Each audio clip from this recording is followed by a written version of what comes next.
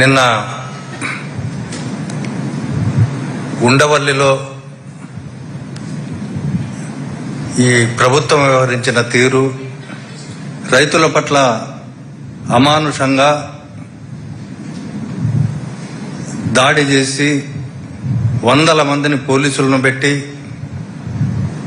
బలవంతంగా భూములను దున్నించి seed access అడ్డుకొని రైతుల్లో కన్నీళ్లు తెప్పించిన సంఘటన నిన్న జరగడం మనం చూసాం. అంతకుముందే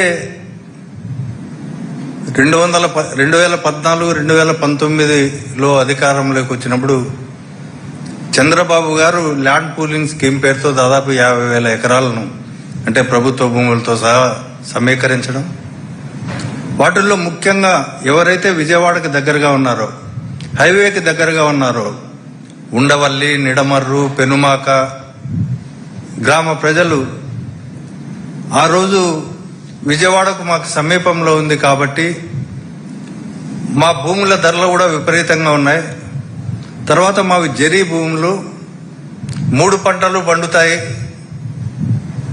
కాబట్టి మేము ఇవ్వమని చెప్పి ఆ రోజు చెప్పడం జరిగింది. అందుకని ల్యాండ్ పూలింగ్ స్కీమ్కి అప్పుడు ఇవ్వలే.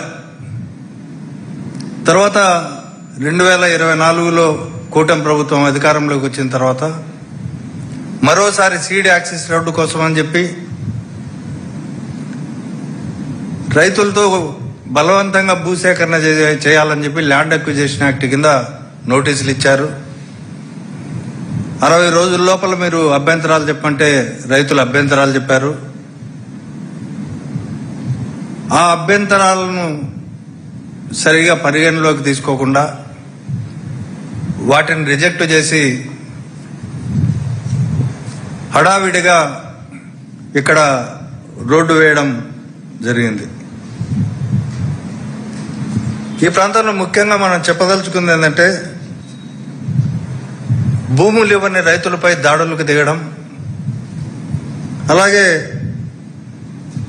చంద్రబాబు నాయకత్వంలోని ప్రభుత్వం ఇంత రాక్షసంగా ప్రవర్తించడం అనేది రైతుల పట్ల, వాళ్ళు పొద్దున లేస్తున్నట్లే రైతుల పైన ఎంతో ప్రేమ కురిపిస్తూ రైతులకు మేమే న్యాయం చేసేది అని చెప్తున్నటువంటి క్రమంలో నిన్న జరిగిన సంఘటనలు చాలా కలిచివేస్తున్నాయి. రైతు స్వచ్ఛందంగా భూమి ఇస్తే తీసుకోవచ్చు, దాంట్లో ఎవరికీ అభ్యంతరం లే. కానీ పోలీసులను పెట్టి పంటలను తొక్కించి రైతులను ఈడ్చి పారేసి భూమి లాక్కోవడం చాలా దారుణమైన విషయం. ఎందుకంటే అక్కడ ఉన్నది సీడ్ యాక్సెస్ రోడ్లో నిన్న జరిగినది 2 ఎకరాల 78 సెంట్లు. అది గెజెట్ నోటిఫికేషన్ కూడా, తర్వాత అవార్డు కూడా ఇంకా అప్పటికప్పుడే ఇచ్చి రైతులకు మిగతా సౌకర్యాలు ఏది కల్పించకుండా దాదాపు 11 మంది రైతుల భూములు అవి. ఏది సన్న చిన్నకారు రైతులు 30 సెంట్లు, 40 సెంట్లు, 10 సెంట్లు కలిగిన భూములు. అలాంటి రైతుల పొట్టలు కొట్టి వారికి ఆల్టర్నేటివ్ ఏమీ చూపించకుండా, తర్వాత దాంట్లో ఒక 10 సెంట్లు ఉంటే ఆ 10 సెంట్లు 5 సెంట్లు పోతే మిగతా 5 సెంట్లు ఏం చేసుకోవాలో దిక్కుదెలేని పరిస్థితుల్లో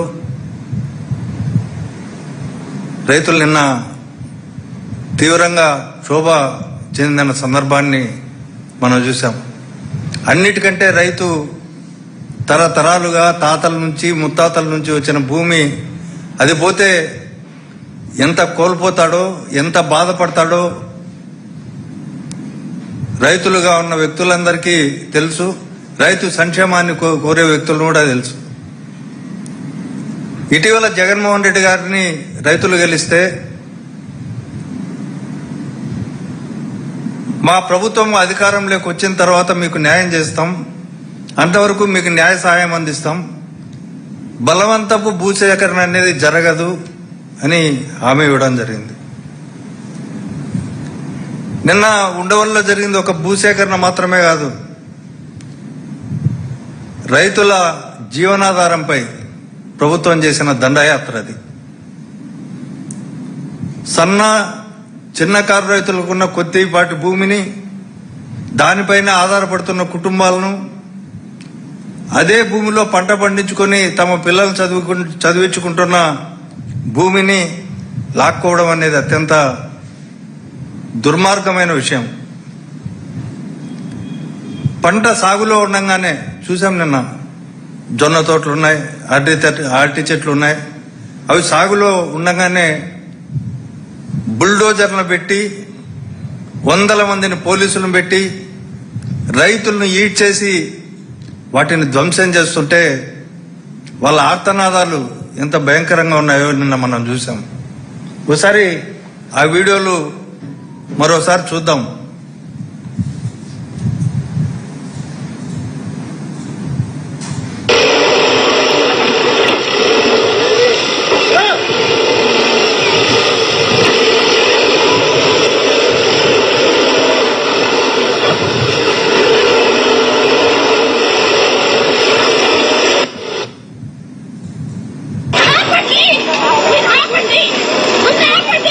మహిళా రైతు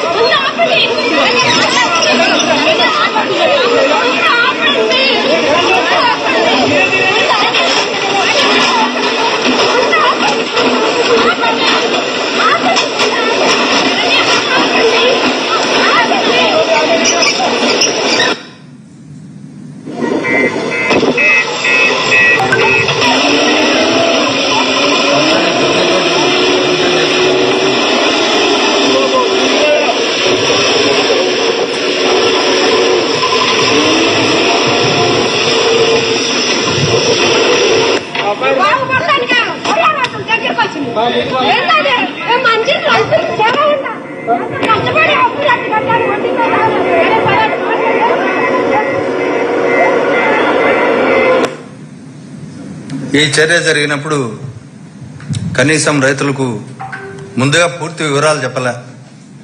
రేపు మేము మీ భూమిలో రోడ్లు వేస్తున్నామని చెప్పలే. అవార్డు కాపీలు ఇవ్వలే. ఏ భూమి ఎంత ధరకు నిర్ణయించారో చెప్పలే. పంటలకు ఎంత పరిహారం ఇస్తారో కూడా చెప్పలే. రైతులను కోర్టులను ఆశ్రయిస్తారేమనే ఉద్దేశంతో వర్కింగ్ డేస్ లో కాకుండా శని ఆదివారాలను ఎంచుకొని శనివారం మొదలుపెట్టి ఇప్పటికే అక్కడ రోడ్లు కంప్లీట్ చేస్తున్న పరిస్థితి, పోలీసు బలగాలను ఉపయోగించుకొని. ఇది పక్కా వ్యూహంతోనే చేశారు, శని ఆదివారాలను ఎంచుకోవడం.